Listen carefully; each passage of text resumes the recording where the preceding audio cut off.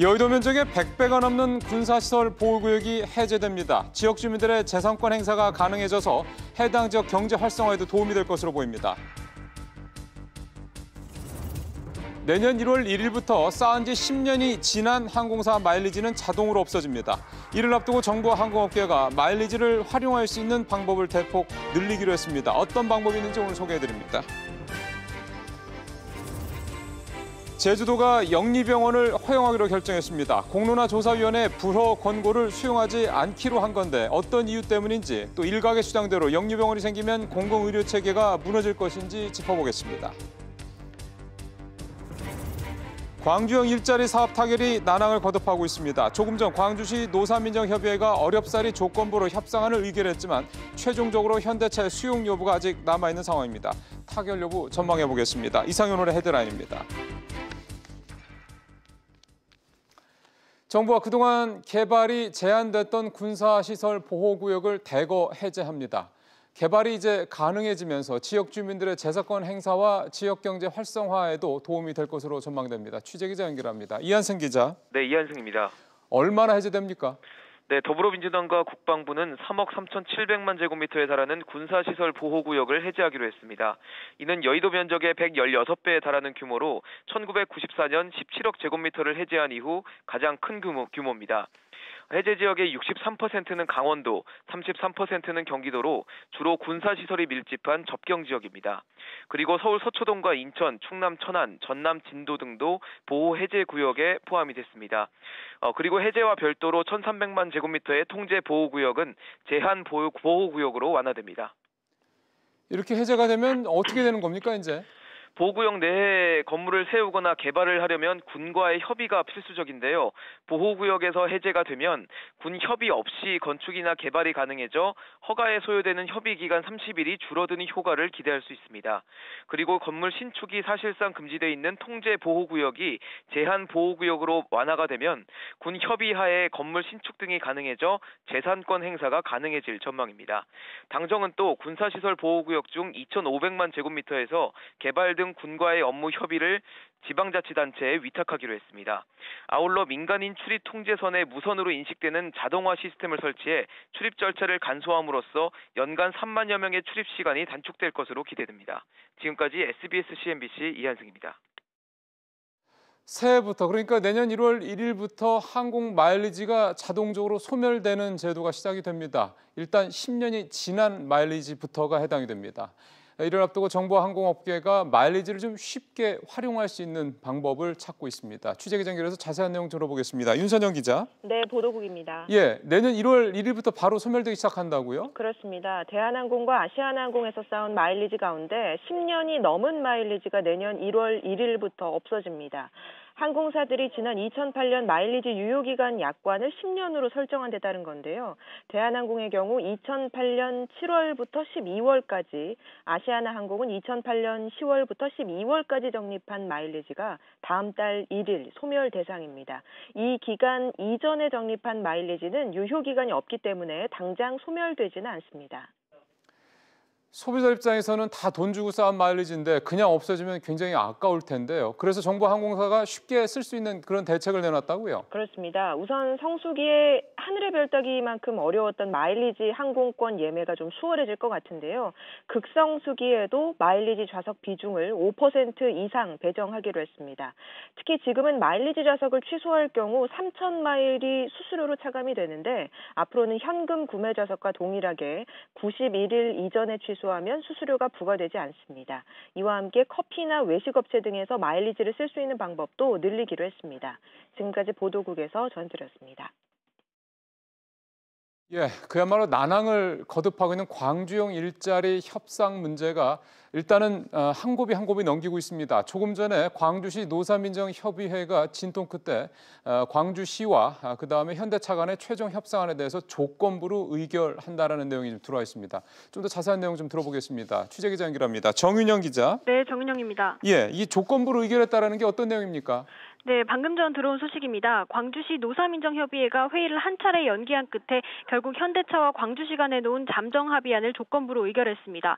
광주형 일자리는 기존 완성차 노동자의 절반 수준인 연봉 3,500만 원의 노동 조건으로 현대차가 경차 완성차 공장을 짓는 사업인데요. 이번 조건부 의결로 최종 협약의 구분 응선을 넘어선 것으로 보입니다. 그러니까 지금 말씀하셨습니다만 이게 최종 협상이 타결됐다가 아니라 조건부로 의결을 했다 이거기 때문에 이게 뭐가 문제가 있는지 궁금해집니다. 어떤 겁니까? 네, 현재 광주시에서 브리핑이 진행 중인데요. 임금 및 단체 협약 유예 조항을 놓고 광주 지역 노동계가 계속 반발한 부분이 반영된 것으로 보입니다. 노동계는 잠정 합의안에 포함된 광주 완성차 공장이 자동차 35만 대를 생산할 때까지 단체 협약을 유예한다는 내용에 반발하고 있습니다. 노동계는 이 조항이 자동차 생산을 연 7만 대로 가정했을 때 사실상 5년간 단체 협약을 할 수 없는 위법한 조항이라고 주장하고 있습니다. 지난 6월에도 협상안에 해당 내용이 포함돼 노동계가 반발한 바 있습니다. 이와 별개로 현대차 노조가 광주 일자리 사업을 반대를 해서 파업을 좀 예고한 상태 아닙니까? 네, 그렇습니다. 현대차 노조는 조합원 일자리를 지키기 위해 다양한 방법으로 투쟁하겠다며 내일 2시간씩 총 4시간 부분 파업을 예고했습니다. 현대차는 광주형 일자리 공식 체결과 상관없이 일단 경고성 파업에 돌입할 계획입니다. 지금까지 정민영이었습니다. 내년부터는 민간 임대 아파트 임대료 인상 한도가 낮아질 것 같습니다. 그동안 좀 애매모호한 그런 임대료 상한 기준을 보다 명확하게 정하기 위한 건데요. 취재 기자 연결하도록 하겠습니다. 김성현 기자. 네, 김성현입니다. 이 민간 임대 아파트 임대료 증액 한도 이게 얼마나 낮아진다는 겁니까? 네, 100가구가 넘는 민간 임대 아파트의 단지의 임대료 증액 한도는 이르면 내년 2월부터는 2%에서 3%대로 낮아질 전망입니다. 국토교통부는 이런 내용을 담은 특별법 시행령 개정안을 입법 예고했습니다. 그동안 민간 임대는 연 5% 이내의 범위에서 주변 시세 등을 고려해 임대료를 인상하게 돼 있었는데요.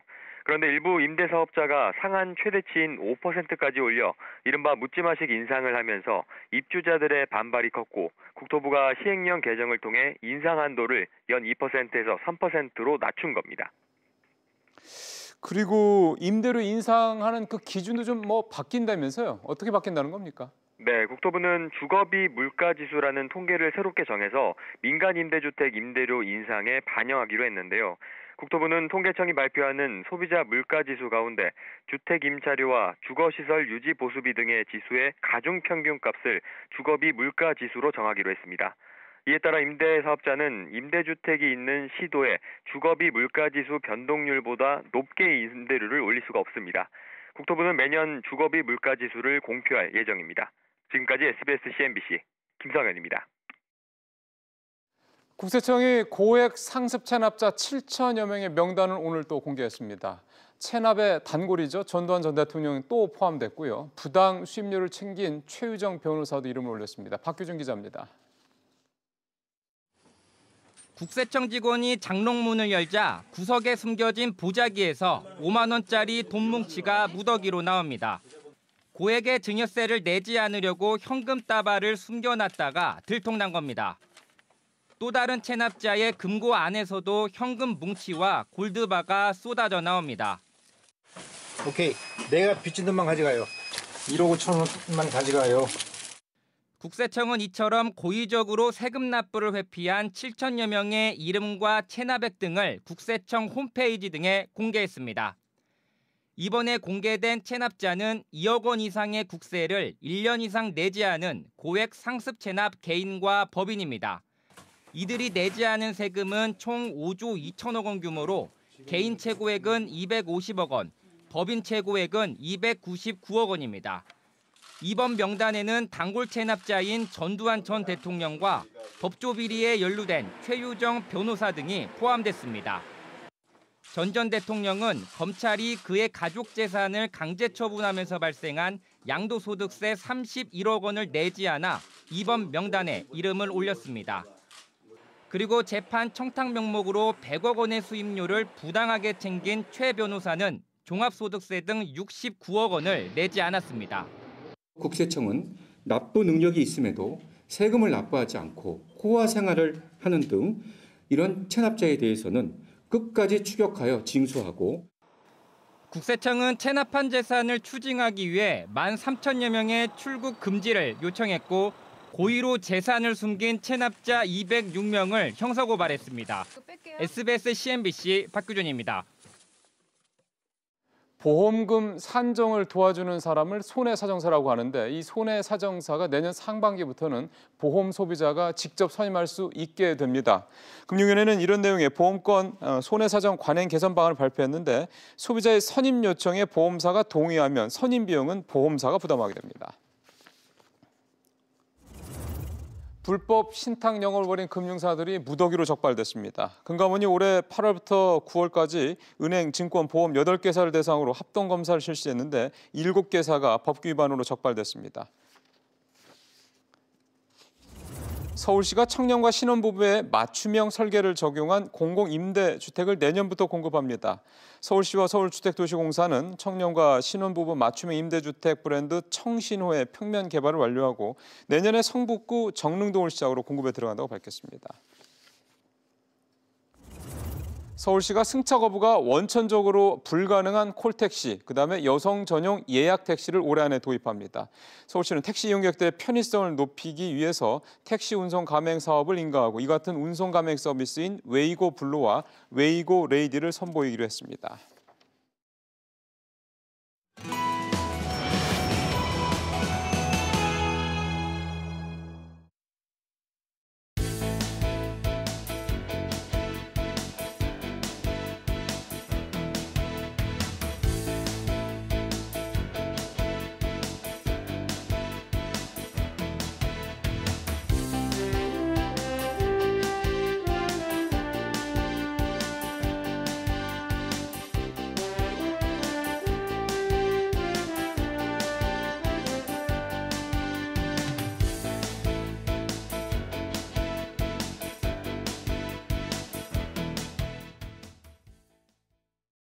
예, 16년 동안 논란을 거듭해왔던 영리병원 문제. 사실 영리병원이라는 단어 자체도 공식적인 단어는 아니긴 합니다만 이 영리병원 문제가 제주도에 공식적으로 첫 허용이 됐습니다.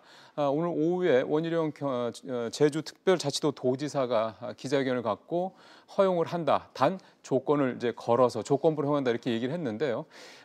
오늘 사실은 원희룡 도지사를 좀 전화 연결을 해보려고 그랬는데 오늘 뭐 일절 인터뷰를 하지 않겠다라고 좀 통보가 와서요.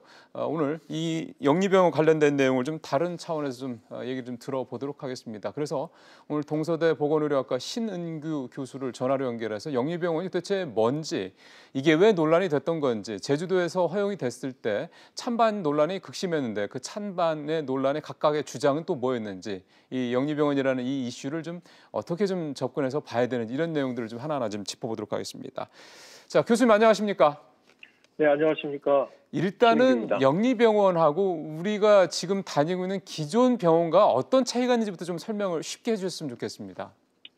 예, 기존에 우리 일반 국민들이 가시는 병원은 설립 주체가 비영리법인, 즉 영리를 추구하지 않는 병원이라는 말로 일단 오해받을 수 있지만 가장 큰 차이는 자본 투자자에 대한 배당이 가능하다는 점, 그다음에 자녀 재산 청구권이 있다는 점, 그리고 지분율에 따른 의사결정, 즉 주식회사 형태를 띠고 있다는 것이 기존 비영리병원과 이번 그 병원, 영리병원이라고 이야기하는 것에 가장 큰 차이가 있습니다. 그러면 쉽게 생각하면 영리병원은 그 주식회사, 그러니까 기업과 같은 거라고 보면 되는 거군요. 예, 그렇습니다. 그래서 사실 여러 그 정권을 거치면서 논란이 됐는데 투자개방형 병원 혹은 주식회사형 병원이라고도 불리고 있습니다. 투자개방형 병원, 그다음에 기업 주식회사형 병원. 주식회사형 병원. 알겠습니다. 예. 근데 오늘은 뭐 일단은 교수님께서 그렇게 말씀을 하시지만 일반적으로 영리병원이라는 이 단어가 많이 좀 이렇게 알려져 있기 때문에 영리병원을 일단 말씀을 좀 드리겠습니다. 예. 제주도의 영리병원 허용 여부를 놓고 공론화 조사위원회까지 만들어서 토론이 계속 있었고요. 특히 이제 신 교수님도 이 토론회에 제주도 도민이 아니시지만 참석을 했다. 그래서 토론회도 이렇게 말씀도 하셨다 그렇게 얘기를 해서요. 이때 참석하셨을 때 이 찬성하는 사람들의 주장이 뭐였는지 좀 전해주시죠. 일단 찬성의 그 가장 중요한 이야기는 제주도의 경제를 도약시키기 위해서 외부 투자자가 이제 좀 많은 돈을 투자해야 된다. 예. 그리고 그 투자를 통해서 고용 창출이 되고 제주도가 여태까지 이제 관광 산업이 주 산업이었다면 그렇죠. 보다 고부가가치 산업으로 도약하는 발판이 만들어져야 되는데 이 고부가가치 산업 분야에서 사실은 제조업이 아니라 서비스업 중심, 그다음에 지식 서비스 산업, 예. 그리고 글로벌화 이런 것들이 잘 맞닥뜨려지는 분야가 바로 이 의료 분야고 이 의료 분야에서 해외 투자자들이 직접 투자하는 그런 행태로 이 투자가 시행되었기 때문에 이것이 제주도의 산업적인 도약, 구조적인 개선을 위해서 도움이 될 것이다라는 측면에서 찬성하는 분들이 계셨습니다. 쉽게 생각하면은 경제적인 논리가 굉장히 강했다 이 말씀인 거죠? 예, 그렇습니다. 예. 그럼 이제 반대쪽 논리도 한번 살펴봐야 되겠습니다. 어떤 게 가장 큰 주제였습니까? 네, 반대쪽이라고 너무 이렇게 또 국한에서 이야기하기는 좀 그렇고요. 네. 반대의 목소리를 내신 분들은 우리나라에서 이게 외국 투자자가 들어오면 네. 우리나라 병원들도 안 하고 있는 이 주식회사용 병원이 의료 공공성을 저해하는 것이 아니냐. 그리고 우리나라가 가지고 있는 공적 그 의료보험 체계, 예. 공적 의료 체계가 붕괴될 것이라는 우려를 가지고 반대를 하신 적이 있습니다. 공공의료 체계 그쪽 건강보험을 위시한 이 공적 의료 체계가 무너진다라는 건 이 영리병원은 이 건강보험이랑 관계가 없다라는 건가요? 예, 건강보험 적용 대상에서 제외될 수 있습니다. 그렇군요. 네. 그 지금 일단은 그 제주도에 이미 투자가 상당히 돼 있다고 들었습니다. 지금 현재 현황은 좀 어떤 겁니까? 건물 완료 시공이 다 완료되었고, 네. 그리고 의료 기자재도 이미 도입이 다 되었고, 네. 그리고 거기에서 의료 서비스를 제공할 그 직원들까지 이미 고용을 1년 전에 다 했습니다. 그리고 그 직원들이 지금은 그냥 출근해서 청소만 하고 이렇게 하염없이 기다리고 있는 그런 상황입니다. 그러니까 그 정식으로 허용되기를 기다리고 있다 이 말씀이신 거군요. 예, 그렇습니다. 그래서 이미 뭐 적자가 좀 상당한 부분이고, 그러겠죠. 예, 그런 상황으로 알고 있습니다. 인건비가 상당히 나갈 테니까. 예. 찬성 쪽의 논리와 반대 쪽의 뭐 아까 반대라는 말씀을 뭐 좀 조금 이제 해석을 해볼 필요가 있다는 말씀이었기 때문에, 그러니까 영리병원이 들어서는 안 된다고 말씀하시는 분들 논리를 하나씩만 좀 설명을 더 들었으면 좋겠는데, 예. 지금 이게 영리병원 하나가 설립이 되는 건데 이 병상 규모가 얼마나 됩니까? 50병상 규모입니다. 그러면 되게 조그만한 병원이라고 그러네요. 보시면 됩니다. 원희룡 지사는 근데 오늘 이거를 허용하면서 조건부를 허용한다라는 거에 그 이유 중에 하나가 이걸 통해서 국가 경제에 특히 이제 경제 살리기에 적극적으로 동참하는 거다 이런 식의 논리를 폈단 말이에요. 근데 그러기에는 너무 작은 거 아닙니까? 이제 보통 제주도의 산업을 우리가 지켜봐야 되는데요. 네. 제주도의 가장 큰 산업은 관광 산업입니다. 그렇죠. 그러나 최근 들어서 이제 관광업으로 이렇게 쭉 성장을 했던 국가들, 동남아의 태국이나 싱가포르나 유럽에서도 이제 헝가리나 뭐 이런 나라들을 보면 관광 분야에서 부가가치가 가장 높은 산업인 의료 관광으로 그 트렌드를 계속 변경해 가고 있습니다. 예. 그러다 보니까 이 전 세계적으로 의료 관광 분야의 투자가 진행되고 있는 시점에서 제주도도 경쟁력을 가지려면 이 의료 관광 분야에서 해외 자본이 투자됨으로써 좀 더 활력을 도모하려고 하는 그런 측면에서 경제의 어떤 그 구조적인 개선을 지금 바라보고 있는 것이 아닌가 그런 생각이 듭니다. 그 얘기는 50병상짜리 영리병원이 일단 처음에 허용이 되지만 규모의 경제를 위해서라도 나중에 이 규모가 더 커질 수도 있다라는 말씀을 해석을 해도 되겠습니까? 이렇게 볼 수 있겠죠. 4차 산업혁명 시대에 우리가 접어들었는데 4차 산업혁명 시대에서 가장 돋보이는 분야가 앞으로 이제 바이오 메디칼 분야라고 볼 수 있는데 이 중국의 환자들이 일부 도입되지만 그 환자들을 대상으로 우리 한국이 갖고 있는 의료 신기술을 계속 접하게 해주면 한국에 있는 의료 기자재, 의약품, 의료 장비 업체들이 중국 시장에서 만날 환자들, 소비자들에게 친밀감을 가지고 한국의 의료 장비에 대한 어떤 선택적 선호감, 우호감을 미리 심어놓을 수 있다. 이런 점에서 좀 기대하는 바가 있을 수 있겠다고 생각이 됩니다. 그러니까 앞으로의 확장성에 대한 기대치가 있다 이 말씀이신 거죠? 그러면 그렇습니다. 지금 이제 시민단체를 비롯해서 이제 그동안에 영리병원 도입에 대해서 반대해왔던 가장 큰 그 주제가 아까 말씀하셨습니다만 공공의료의 어떤 그 기본 시스템을 붕괴할 수 있다 이 부분인데 이 부분은 교수님 어떻게 생각하십니까? 이 병원이 이제 개설되는 과정에 진료 과목을 이제 개설한 분야를 우리가 좀 살펴봐야 되는데요. 예. 대부분이 피부과, 성형외과와 같은 비급여 분야의 진료 과목들입니다. 그러니까 보험 적용 대상이 안 된 분야라는 말씀이시죠? 주로. 그렇죠. 그러니까 우리나라 국민들이 어차피 의료기관을 개별적으로 갈 때에도 이 분야는 건강보험공단에서 급여 혜택을 받는 게 아니라 전적으로 개인 본인 부담을 하는 영역이 큰 분야다. 이런 것이 있고요. 예. 시민단체분들이 염려하시는 것은 과거에 민영건강보험 시장이 확대됐을 때 이 민영건강보험 가입자들이 늘어나면 네. 이 사람들의 의료 소비가 늘어나고 그것이 국민건강보험 재정 지출을 증가시키는 부작용이 있다. 네. 이런 것들 때문에 염려하십니다. 그러나 이번 대상은 본인이 직접 진료비를 지급하는 비급여 항목의 그 진료 과목이라는 점들을 우리가 좀 살펴보고 네. 그런 분야에서 보면 의료의 공공성을 저해한다고 보기에는 조금 한계가 있지 않는가 그런 측면이 있다 이렇게 말씀드릴 수 있겠습니다. 예. 사실 어떻게 보면 이제 뭐 논란의 시작일 수도 있겠습니다. 허용이 됐기 때문에요. 예. 앞으로도 또 이 용리병원 관련된 부분 관련해서 또 교수님 말씀을 또 들을 수 있는 기회를 좀 준비를 해보도록 하겠습니다. 오늘 도움 말씀 고맙습니다. 이 말씀을 조금 더 드리면 짧게 그럼 부탁드리겠습니다. 원희룡 지사가 이 외국인들에게만 허용한다는 조건부를 건 것은 시민단체가 우려하고 있는 이 공공성에 대한 부분을 조금 문제가 발생하지 않도록 하는 의사결정이 아닌가 이런 생각이 듭니다. 알겠습니다. 거기까지 잘 들었습니다. 교수님 오늘 말씀 잘 들었습니다. 예, 감사합니다. 동서대 보건의료학과 신은규 교수와 얘기 나눠봤습니다.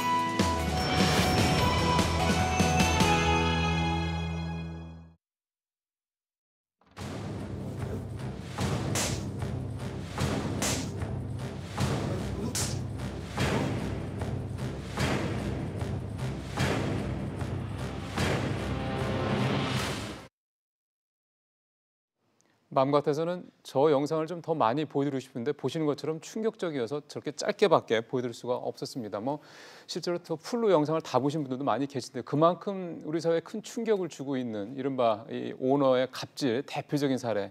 아직도 질이 나쁜 사례로 좀 이 양진호 사건이 회자가 좀 되고 있습니다. 지금 구속수사를 받고 있고요.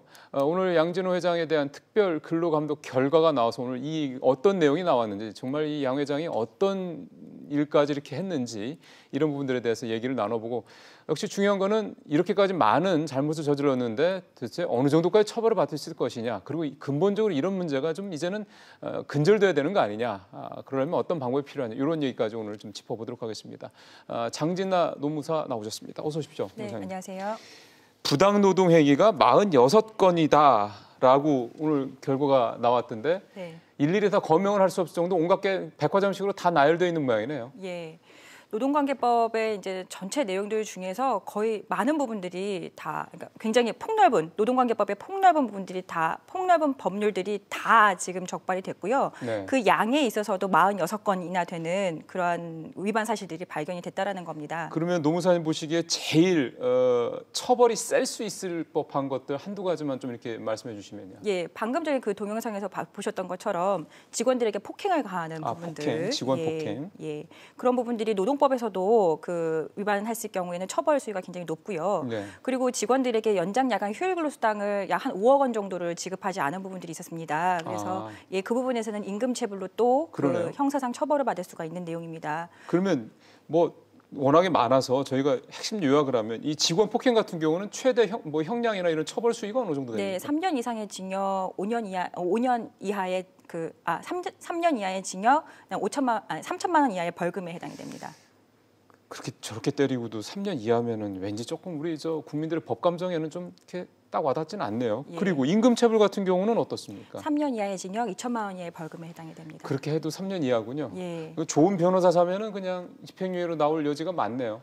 여태까지는 그렇게 했던 사례들도 많았습니다. 글쎄요. 양진호 회장도 과연 그렇게 될지는 한번 지켜보겠습니다만은 저희도 좀 내용을 쭉 살펴봤는데 이런 내용이 있더군요. 회식 때 음주나 흡연을 강요했던 부분들, 심지어는 생마늘하고 겨자까지 먹인 사실. 근데도 이런 것들은 처벌이 안 된다라고 해서 왜 그런지 궁금하네요. 예, 지금 현행 노동법상 이러한 그 근로자들의 의사에 반해서 예. 가혹행위를 하는 부분들에서는 처벌 규정이 지금 구체적으로 마련되어 있지 않습니다. 유일한 처벌 규정이 이제 근로기준법 제8조에 폭행 금지라는 규정이 있는데요. 예. 그 조항 내용들을 보면은 사업주는 근로자에게 사고 발생 등 어떠한 이유로든 폭행 등을 하여서는 아니 된다라고만 되어 있습니다. 그러니까 폭행 등. 예. 그러니까 폭행이라는 어떤 물리적인 어떤 가해 행위가 있어야지 이 규정을 이유로 해서 처벌을 받을 수가 있는 것이고요. 폭행에는 이르지 않았지만 생마늘을 먹인다라든지 이런 그 심리적으로 굉장히 심리적으로 굉장히 억압하는 행위.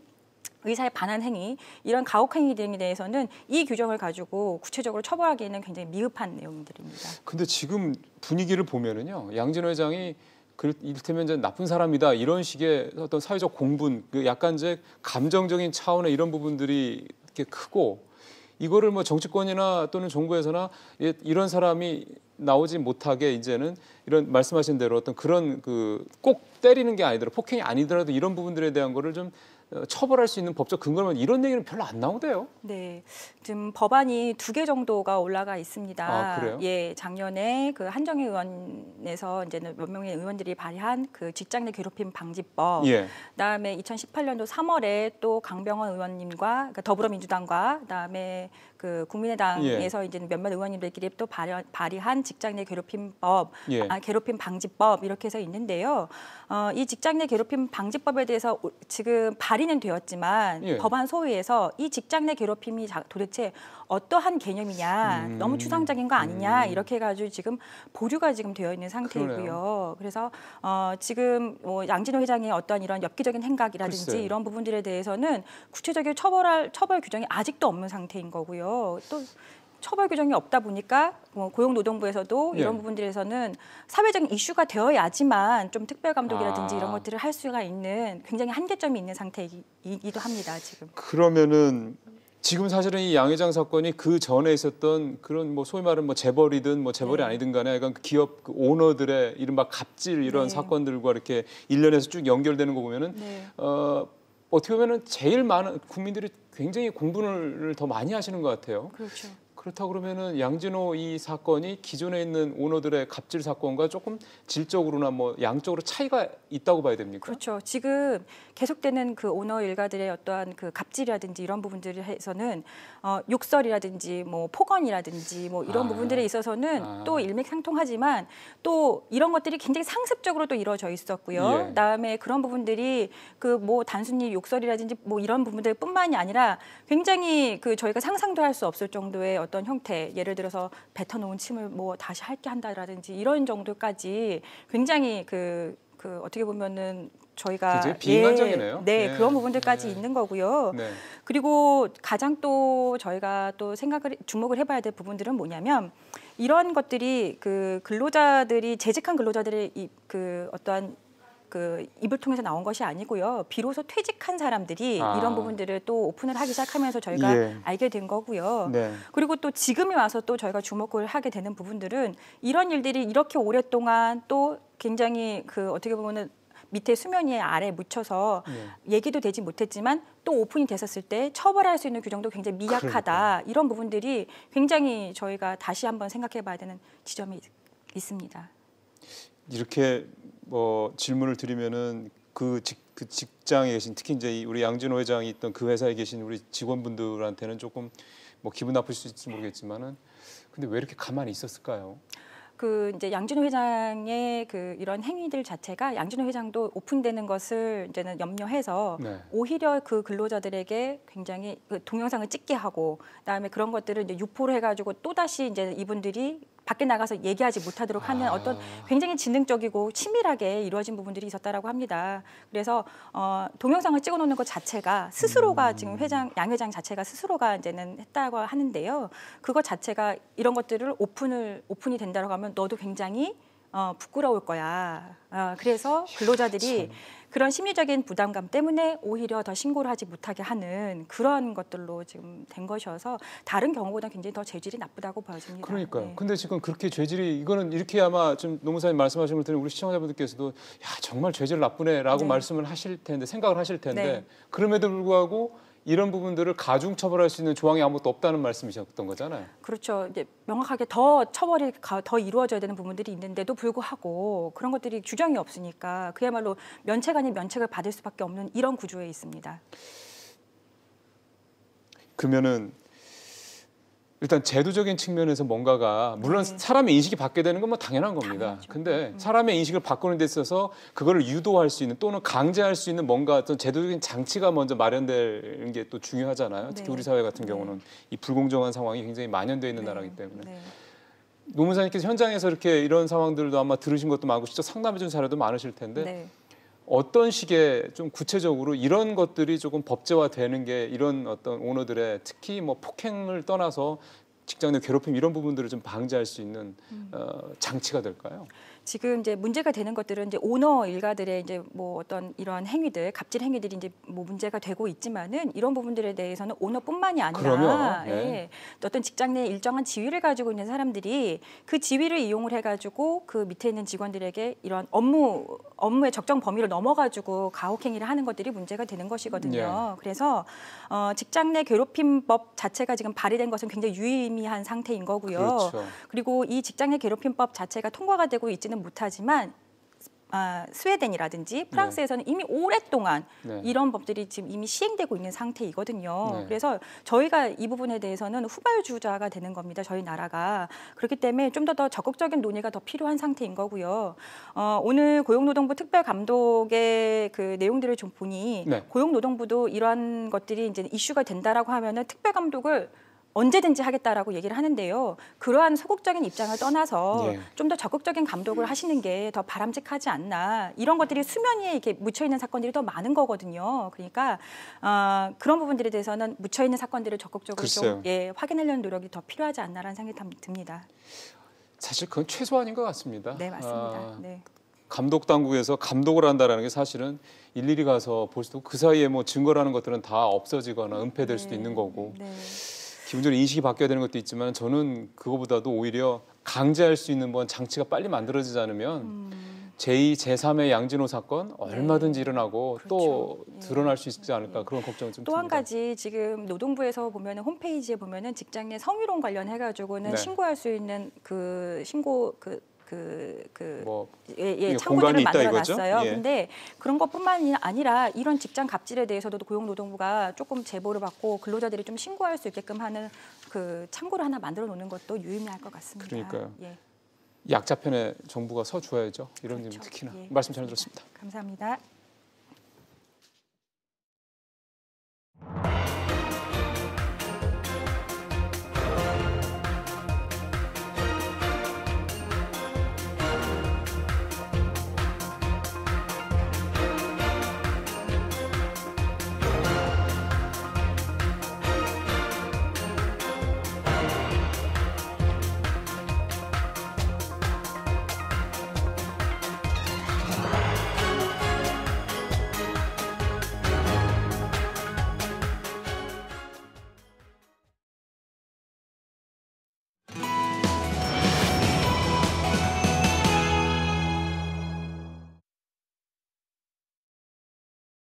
광주형 일자리 사업이 저희도 여러 차례 지금 이 방송을 통해서 여러분들한테 말씀을 드리고 있습니다만 참 쉽지 않습니다. 일단은 그 현재까지 조금 전에 저희 취재 기자를 통해서 전해드린 바대로 현재까지 진행된 상황은 광주시와 현대차가 합의한 내용이 광주시 노사민정협의회에서 조건부로 의결이 됐다라는 것까지고요. 일부 내용에 있어서 이제 조건부로 이제 타결, 그러니까 일부 내용은 지금 아직도 완전하게 좀 합의가 되지 않았다. 이까지가 좀 저희가 좀 확인하고 있는 내용입니다. 그러니까 이거를 전제로 좀 저희가 방송하는 이 상황에서 뭔가 또 최종 타결이 될 수도 있는 상황이기 때문에 그 부분들에 대해서는 혹시 저희가 그 속보를 통해서 전달해드리고 그에 따른 영향도 말씀해드릴 상황이 되면 또 말씀을 좀 드리도록 하겠습니다. 어쨌든 오늘 도움 말씀을 위해서 이대 사회학과 이주희 교수님 자리에 모셨습니다. 교수님 어서 오십시오. 예, 안녕하세요. 원래는 오늘 그 제가 좀 전에 말씀드렸던 그 광주시 노사민정협의회에 노동계가 참석을 안 하겠다고 그랬다가 조금 전에 또 해서 예. 조건부 의결은 비교적 빨리 나왔습니다. 예, 예상외로 왜냐하면 그 워낙 좀 중요한 사안이었거든요. 네. 그 단체 협약 5년 유예라는 그렇죠. 것이 노동계가 충분히 반발할 만한 이유가 있었던 사건이었는데 예, 의외로 또 빨리 진행이 돼서 한번 추이를 지켜볼 필요가 있을 것 같습니다.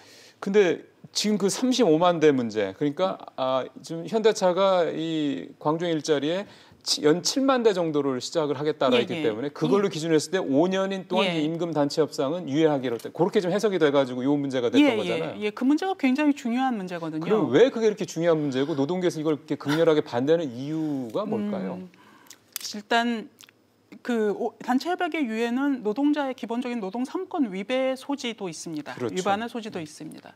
그리고 아시다시피 물론 이제 공장을 처음 시작하게 되면 그 준비도 필요하고 기술 숙련의 기간도 필요하고 그리고 1년 안에 또 빨리 이제 단체 협약하기 어렵다 이런 사측의 입장도 고려가 돼야 되겠습니다만 그렇죠.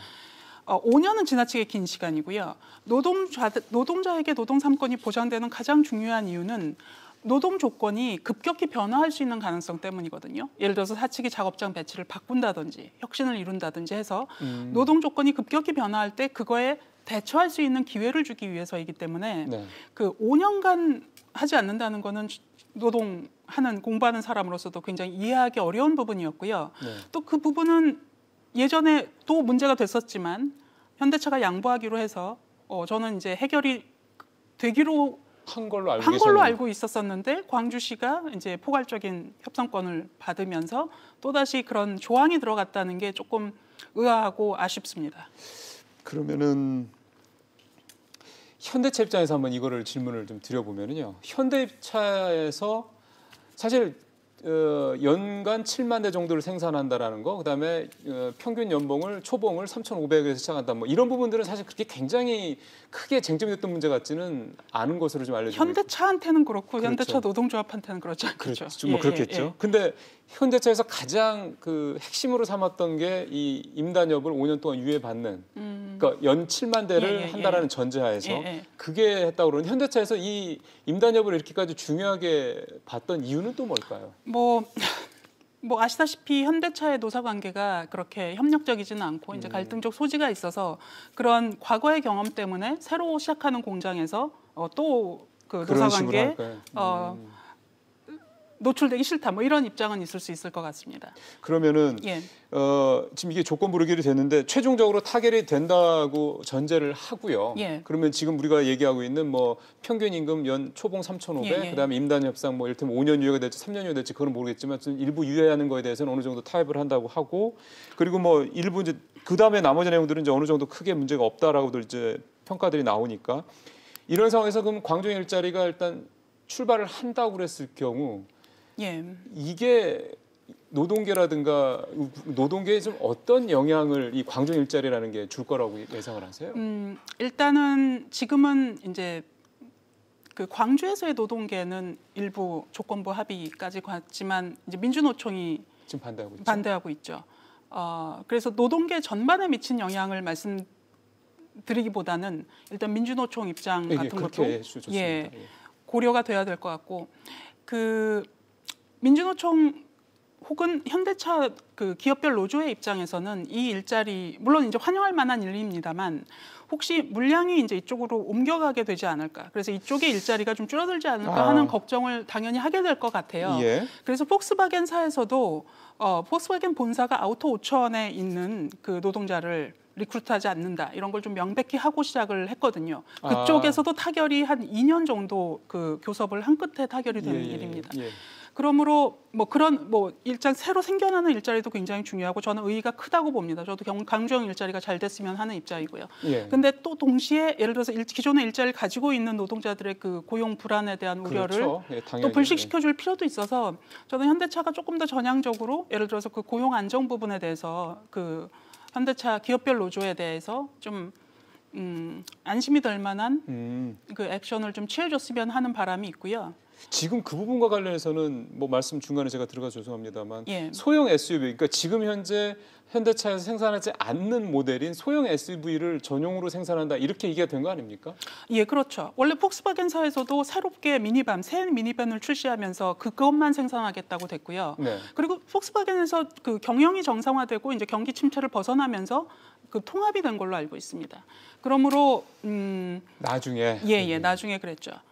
이번에 그래서 그 고용 불안에 대한 우려를 불식시키기 위해서는 일단은 어떤 면에서는 굉장히 실제로 분리된 법인이라고 알고 있어요. 그래서 분리된 법인으로서 그 양측의 그 노동자들이 고용 불안에 대한 우려는 안 할 수 있도록 좀 조치가 필요하면 조금 더 원만하게 타결이 되지 않을까 하는 생각도 들어봅니다. 근데 이번에 지금까지 나오는 얘기들 보면은 지금 교수님께 지적하신 굉장히 디테일한 부분이잖아요. 그 부분에 대해서는 뭐 현대차 쪽에서 뭐 특별히 뭐 어떻게 하겠다 이런 식의 약속이 있었다는 얘기는 그렇죠. 그게 지금 불씨로 남아 있고요. 네. 저는 이번 그 타결이 일자리를 만든다는 의미는 굉장히 중요합니다. 저도 동의하고요. 근데 일자리를 만든다는 그 의미만큼 더 중요한 게 이게 노사민정의 합의를 통해서 이루어진다는 점이거든요. 이 과정 그렇죠. 자체가. 그러므로 그 과정 자체에도 저는 조금 공을 들일 필요가 있다고 생각이 들고요. 네. 예, 이런 모델이 조금 더 확산되기 위해서도 그 노축의 의견이 조금 더 수렴이 돼서 노사민정이 협력해서 만들어낸 굉장히 바람직한 일자리 모델로 그러니까 확산을 고려한다면 지금 이거를 빨리 진행하는 것보다는 저는 충분히 좀 의견을 수렴을 해서 가능한 한 이해 당사자들이 합의할 수 있는 구조로 모양이 좋게 만들어줬으면 좋겠다 하는 생각입니다. 이게 일종의 어떤 선례가 되는 거니까. 그렇죠. 예. 만약 여기서 시기에 쫓긴다든가 아니면 어떤 뭐 정부의 뭐 어떤 뭐 푸시라든가 이런 것들이 아니고 조금 시간이 더 걸리더라도 좀 선례를 잘 만들어지 이게 말씀하신 대로 새로운 어떤 일자리 창출의 어떤 마중물 역할을 할 수 있을 거다. 그렇죠. 뭐 그럼에도 불구하고 예산심의나 여러 가지 또 빨리 추진해야 되는 이유가 있기 때문에 참 어렵습니다. 그렇지만 저는 이번 기회로 일자리가 만들어지는 것도 중요하고 일자리를 가진 노동자들의 고용 안정이 보장되는 것도 중요하고요. 그 모든 이해를 모두 다 만족시킬 수는 없겠지만 그럼에도 불구하고 저는 이 정부가 추진하는 바도 이제 노사정 합의의 정신이 살아있기를 바라는 것 같고요. 그런 면에서는 조금 더 신중하게 이해 당사자들의 동의를 구하는 과정이 조금 더 있었으면 하는 마음입니다. 지금 근데 분위기는 조금 서두르는 느낌이시죠? 예, 그렇긴 하죠. 알겠습니다. 일단은 뭐 어떻게 보느냐, 어떤 시각에서 보느냐에 따라서 일부에서는 뭐 구분응선을 넘었다라고 이제 평가하는 분들도 있고 아직은 알 수 없다. 그렇기 때문에 이거는 뭐 5분응선이냐 9분응선이냐 이런 논의 자체가 무의미하다고 얘기하시는 분들도 좀 있으신 것 같습니다. 어쨌든 오늘 이게 최종적으로 합의까지 이어질지는 좀 더 지켜봐야 되겠습니다만 지금 말씀하신 대로라면 선례를 좀 만들어서 좋겠다는 말씀에 대해서는 많은 분들이 공감하실 것 같네요. 예, 저도 좋은 선례가 만들어지길 희망합니다. 교수님 말씀 잘 들었습니다. 예, 감사합니다.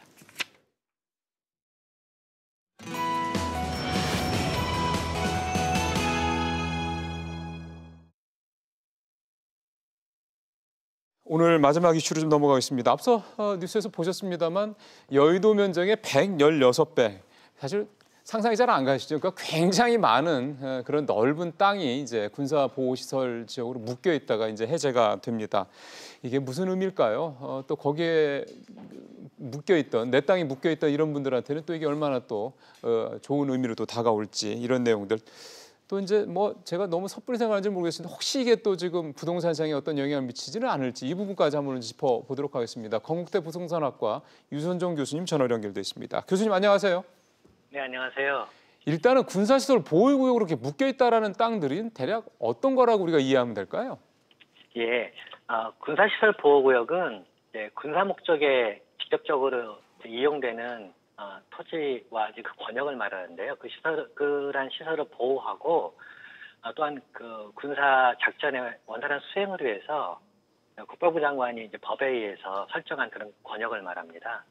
그러면은 혹시 뭐 무슨 예비군 훈련장, 사격장 뭐 이런 것들 네, 생각하면 다 됩니까? 포함되는 거죠. 아, 예, 알겠습니다. 네. 근데 이번에 해제되는 면적이 상당히 넓대요. 이렇게 해제하는 이유는 뭐 재산권 행사를 이제 할 수 있게 한다 뭐 이런 것도 있겠지만 또 어떻게 좀 더 넓게 해석을 해볼 수가 있을까요? 네, 해제하는 이유는 뭐 잘 아시는 것처럼 이게 접경 지역에 대해서 아무래도 그동안 군사시설의 용도가 시대가 변화하면서 작전상 필요한 것과 그렇지 않은 부분들이 이제 다 달라질 수 있는데 예. 그런 부분에 대해서 그러니까 지역 주민들도 그렇고 지자체도 그렇고 불편한 사안들이 지속적으로 발생을 하게 됐던 거죠. 시대가 예. 변화하니까 작전상 필요한 것에 대해서는 뭐 원칙적으로 당연히 동의를 하겠지만 이젠 그럴 정도가 아니어도 되겠다라고 하는 권역들이 점점 늘어나고 더군다나 이제 대도시권에 있거나 또는 전방 권역이 나지만 군사시설이 처음에는 꽤 외진되었지만 도시가 점점 커지고 성장하는 과정에서 그 주변까지 이제 개발 압력이 밀려오는 이런 지역들이 있게 됐죠. 오늘 보니까 뭐 지역들에서는- 마포도 있고 하더라고요. 예. 예. 그 말씀하신 대로. 예. 대도시권도 상당 부분 군사시설 보호구역의 영향을 직간접적으로 받게 되는 지역들이 꽤 있습니다. 예. 이제 그러다 보니까 그런 지역들에서는 지속적으로 민원이 있게 됐던 거죠. 그러면 이제 내 땅이 이번에 대상이 돼서 해제가 되면은요. 네. 이제는 거기에다가 이제 제가 뭐 집도 짓고 뭐 이렇게 좀 뭐 해도 이제 된다라는 거죠? 예. 그러니까 그동안은 그랬습니다. 군사시설 보호구역이나 그러니까 통제보호구역에서는 건축물의 신축이나 증축을 할 때 일반적으로 우리가 이제 개인적으로 집을 짓거나 할 때는 증축할 때 해당 지자체 인허가를 받으면 됩니다. 그렇죠. 그런데 군사시설 보호구역에서는 그거 이외에 또 하나의 절차가 있습니다. 그러니까 군부대와 협의를 해야 되는 거죠. 근데 통상적인 경우는 해당 지자체 건축물에 신조사 접수를 하면 해당 지자체 내에서 회담하면서 상당한 기간을 들여서 인허가를 검토를 하는데 지자체에서는 먼저 검토한 뒤에 그다음에 관공서에서 군부대를 협의 요청을 합니다. 그러면 군부대에서 이거에 대해 심의를 하고 심의한 결과 관공서에 통보를 하는데 이게 인허가의 절대적인 조건이 된다라는 거죠. 시간도 많이 걸리겠는데요? 예, 시간도 많이 걸리고요. 그러니까 개인도 당연히 이에 대해서 군부대 협의에 대한 부분들이 보이지 않는 영역이니까. 예. 일반적인 인허가 절차 같은 경우는 개발 사업이든 지자체하고 협의하는 부분들은 인허가에서 일반적으로 예측이 가능한데 예. 군부대 심의하는 경우는 실질적으로 이게 상황에 따라서 잘 보이지 않을 수 있는 영역이잖아요. 군부대라는 그렇죠. 데가 그렇죠. 일반인들 출입이 통제되고 있는 데다 보니까 그러다 보니까 군부대 심의 들어가면은 기간도 길어지고 거기에서 이제 안 된다라고 통보가 오면은 왜 안 되냐라고 할 때 그에 대한 구체적인 내용을 그렇죠. 그러니까 피부 깊게 듣기가 어려웠다는 거죠. 맞습니다. 아마 그것 때문에 민원이 분통이 많아졌고. 터졌던 분들 아마 많이 있으실 거라 생각이 좀 듭니다. 이제 그래서 이제 예. 그만큼 교수님 설명대로 그런 부분들이 조금 이제 풀리게 됐다. 내 재산권을 좀 내가 행사하는데 조금 더 좀 좋아지게 됐다. 이런 이제 이해가 되는데 이게 뭐 적절한 질문이 될지 모르겠습니다. 혹시 이게 우리 부동산 시장 뭐 전체나 또는 서울 지역, 수도권 지역 부동산 시장에 미치는 영향이 좀 있을까요? 아무래도 접경 지역을 중심으로 이 군사시설 보호구역이 많으니까요. 그동안 군사시설 보호구역으로 인해서 아무런 개발 행위나 또는 신축이나 증축에 대한 엄두를 못 내던 이런 그 지역에서는 이번에 해제됨으로 인해서 어떤 의미에서는 이제 건축이나 개발에 새로운 탄력을 받을 수 있는 부분들은 분명한 영향이 있을 거라고 생각합니다. 예. 다만 이게 대부분은 접경 지역이나 아니면은 이제 군부대 인근이거든요. 그렇죠. 근데 이게 지금 서울 시내에 이제 이런 군부대가 많냐 하면 그렇지는 않고요. 그리고 지금 이제 대부분 김포나 동두천이나 뭐 화천이나 이런 전방 권역 같은 경우에서 보면은요. 화천이나 강원도나 경기도의 전방 대부분 접경 지역에서는 이로 인해서 상당한 이제 새로운 개발 압력들이 있을 수 있겠다라는 그런 예측은 가능합니다. 또한 김포나 동두천 같은 경우도요. 네. 여기도 사실 접경 지역 그 군사시설 보호구역에 대해서 상당 부분 시가화가 가속화되어서 시가화로 인한 개발 함정이 많음에도 불구하고 뭐 취락지 상업 지역들이 이 주변까지 밀려가게 됐거든요. 예. 그러다 보니까 지역 주민들의 이제 완화 요구도 많았고 도시화된 지역이기 때문에 이런 지역들이 이번에 상당 부분 해제가 되는 것으로 알고 있습니다. 네. 그러면 동두천이라든지 김포라든지 그동안 이런 그 군사시설로 인해서 개발에 제한을 받던 이런 지역들은 글쎄요. 아마 부동산 시장에 상당 부분 긍정적인 사인들이 나타나지 않을까 생각은 됩니다. 그러게요. 뭐 동두천 같은 경우 더군다나 미군 부대 이전하면서 더욱더 좀 되게 좀 썰렁해졌다는 그런 얘기도 좀 들었는데 이번 기회에 조금 좀 동두천 지역 경제 예를 들어서 좀 활성화될 수 있는 기회가 좀 됐으면 하는 생각도 좀 듭니다. 교수님 말씀 잘 들었습니다. 네, 감사합니다. 네, 지금까지 건국대 유선정 교수님이었습니다.